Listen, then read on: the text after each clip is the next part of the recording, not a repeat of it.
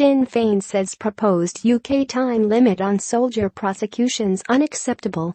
Belfast, Reuters. Sinn Fein on Monday dismissed as unacceptable a bill proposed by a British Conservative Party lawmaker to set a 10-year limit on prosecuting soldiers, saying it breached a 2014 deal intended to rescue the province's power-sharing arrangements.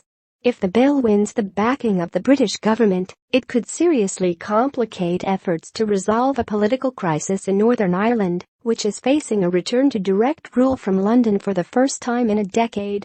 The bill was sponsored by a member of Sinn Féin's main rival, the Democratic Unionist Party, DUP, which did a deal this year to support Prime Minister Theresa May's government. Sinn Féin, the largest Irish nationalist party in Northern Ireland, has repeatedly warned that the deal would undermine power sharing in Northern Ireland. Conservative Party Member of Parliament Richard Bennion on Wednesday proposed the bill, which would set a 10-year statute of limitations beyond which it would be impossible to bring a case against any individual about whom an allegation was made regarding actions he or she took while serving.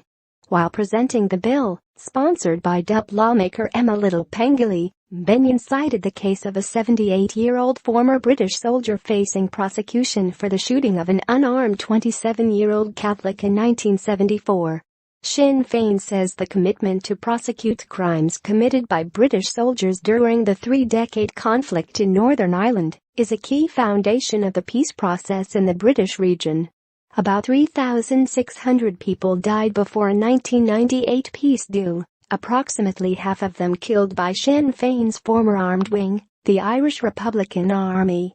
Under the terms of the 1998 peace agreement, Sinn Féin and the DUP have shared power in Northern Ireland for a decade.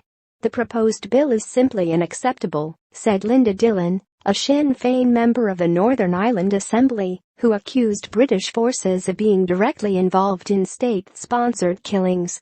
The decision of the DUP to support it is in direct contravention of the 2014 Stormont House Agreement, which ruled out any amnesties and instead provided a range of mechanisms to deal with the past, she said.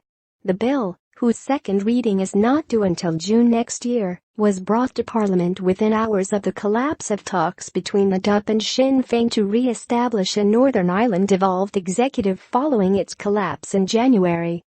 Failure to reach agreement is expected to force the British government to impose direct rule of Northern Ireland, in effect cutting Irish nationalist parties out of the governance of the region during a key stage of Britain's negotiations to leave the European Union.